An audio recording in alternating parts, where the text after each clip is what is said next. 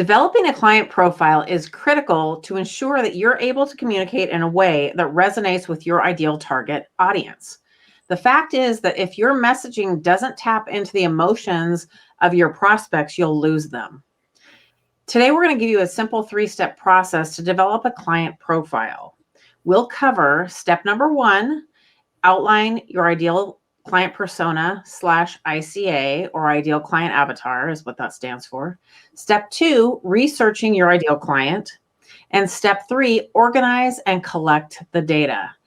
If you want us to walk you through this process so that you get your questions answered as you go in real time, stick with us to the end to find out how. Hi, I'm Deidre Harder, a business strategy coach, and this is my partner, Carmen Reed Gilkison, a certified whole person coach. We started our business, Encore Empire, to help women in midlife who want to grow a profitable business in a way that leverages their unique life experience and honors their values in order to provide financial and time freedom that they've worked so long and so hard to attain. So let's dive right into step number 1. Outline your ideal client persona, ICA. Now, you may have seen the term client avatar and some forms floating around the internet, and you may have even performed this exercise in the past. Now, these forms can vary in length and complexity, and some experts will tell you to fill out a whole 12-page document outlining everything from where they hang out all the way down to what they like to eat for breakfast. Now, some forms are very short and they include only gender, age, where they live, and what problem they have. Now, our clients create their ICA profiles based on a format that falls somewhere in the middle of that. Now, certain information is needed depending on your business and the service or product that you provide. You need enough information to have a clear picture of who they are and how you can engage with them and what desire or need that they have. Now, to find this information, you can use data from your current clients if they are your ideal clients. And if you don't have any clients yet, or maybe you're working with people who you have a feeling aren't quite ideal for you, then you can just use like your own imagination or the own data that you've already researched and know about who your ideal client is and who you think would pay for your business and at the price you want. And this is really a key concept that really isn't talked about a lot of times. You know, we talk about ideal client and all the demographics around it, but really your ideal client is the people who will pay you the price that you know you need and the price you know you want for your service. Now, even if you've done this before, you may not have gone deep enough or gotten all of the characteristics dialed in. And in addition to that, you need to continue this process until you've hit your sweet spot in sales. Now, when you start to think of your ideal buyer, you begin to think of what their needs are that you can fill. And this is part of the process of gaining clarity. Even if people want something, which doesn't sound like a problem necessarily, we still consider it because if they don't have it yet, well, that's the problem. Now, if you're struggling to hit your sales goals, it may not be your sales process. Okay, I'm going to say that again. If you're struggling to hit your sales goals, it may not be your sales process, and it's not you. You just might not be speaking the right language for your ideal clients. And that's where research comes into play. That's right. So step number 2, researching your ideal client. So if you follow the step that Deidre just outlined, you know, identifying who they are, maybe using an ICA sheet, something that identifies who will buy the type of product or service you're selling, then you have identified who you think your ideal client is, but we can't move forward without validating our assumptions, okay? So doing those client avatar sheets is just step 1, and it's a very preliminary step. And a lot of coaches out there stop at that piece. we want to take it further because you don't know based on what you just filled out. Those are all assumptions, okay? So now we research. So there are two main ways to get your research. There's low touch, and that is using all the things we have at our disposal, such as social media, Quora.com, blogs, surveys, opinion polls, etc. When you're starting out, you want to choose just one or two places that you can go search for where your ideal client hangs out. So the people that you think that you're going to buy your product or service, where are they? Are they in social media groups? Are they in asking questions on Quora or Reddit? Are they reading certain blogs? Who else are they following? All that kind of stuff.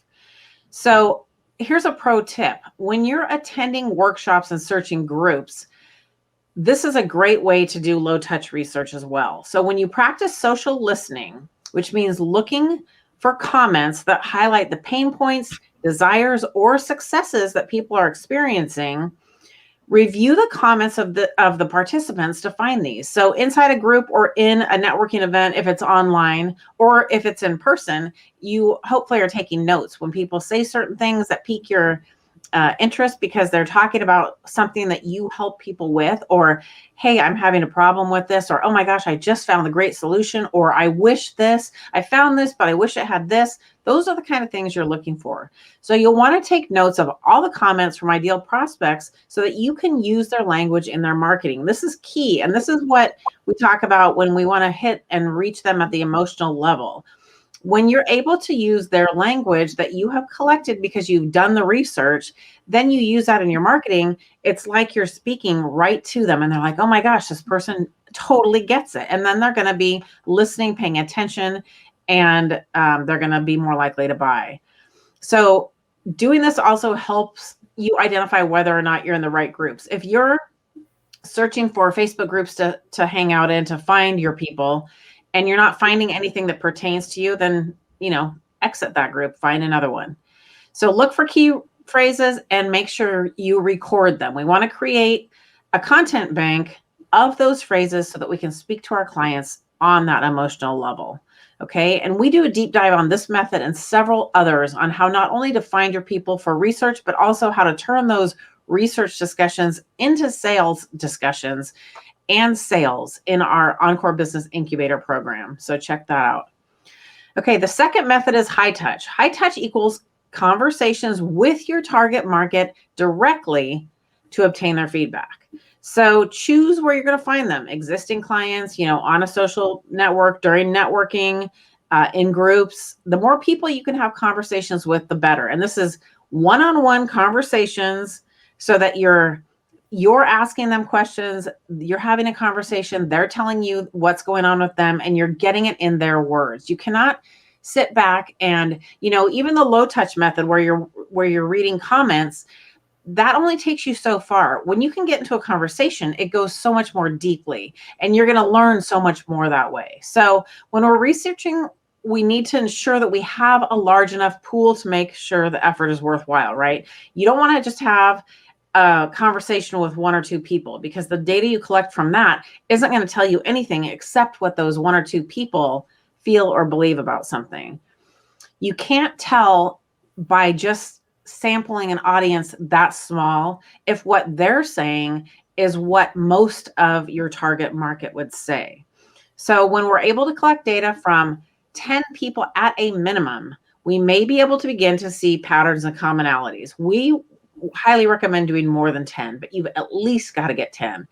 The more people who say the same thing, the more you can bank on that being something that your ideal target market group believes as well. So that's what you're looking for. That's why you need to have conversations with a lot of people, because you're looking for the patterns. What are the things that keep coming back up? Because, 5 people might have 5 different beliefs about something. And then another 5 people might have some of the same, but maybe they have other ones as well. But when you get to like 20 or 30 people, you're going to start seeing, okay, everyone's talking about this one thing, or most of the people are talking about this other thing. Those are the gold mine nuggets that you're looking for. So it's important because your profile should be representative of your target market, not just one person. So this is something to consider. We're talking about creating a client profile, and that sounds like it's singular. And for the purposes of keeping it simple for us, it is. We're going to create one profile, but this profile is of a person who's representative of the majority. Okay. So we're synthesizing the information down into a singular reference point, but the profile needs to be representative of the masses. And the only way that we know that it is by talking to enough people and doing enough research. And by the way, research does not stop. It's not like you do this one time when you first start your business and then you never do it again. This is something that goes on and on if you want to be making sales.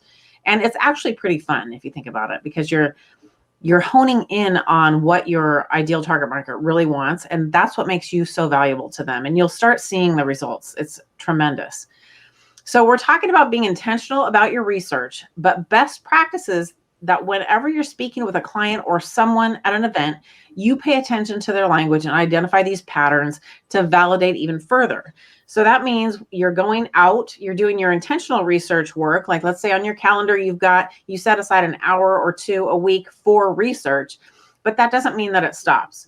When you're in other conversations or you're having, you happen upon someone or you overhear something, those things count too. So make sure you add them into your data collection. So that brings us to step number 3. Organize and collect the data. Now, organization is the key, not only to productivity, but in this case, to making your marketing and sales process so much easier, because you're going to be collecting a whole lot of information. So decide where you're going to put your ICA profile and the research documents that you're developing. Now, where are they going to live? And I say live because these are living documents.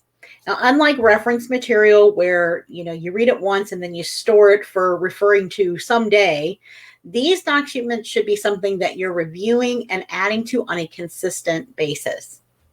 Now, every sales call, meeting, direct message, consultation, or social media post that pertains to your ICA and has client language that directly aligns with your product or service, that should be added to this document. It will become a literal treasure trove of the phrases, insight, and content that you can use day in and day out to connect with your ICA and build that know, like, and trust factor. And that's so critical to establishing this inside your marketing and sales process.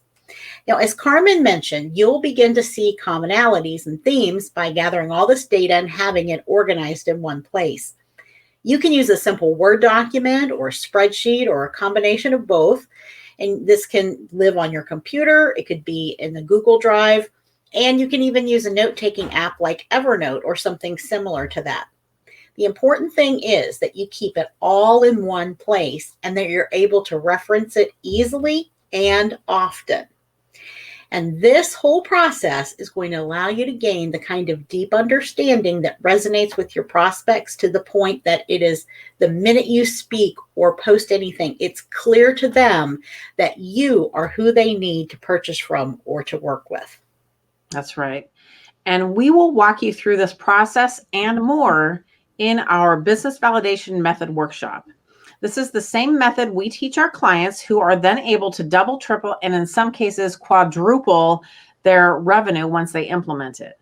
So if you want to receive guidance and to get your questions answered, head over to EncoreEmpire.com/validate and register for the workshop.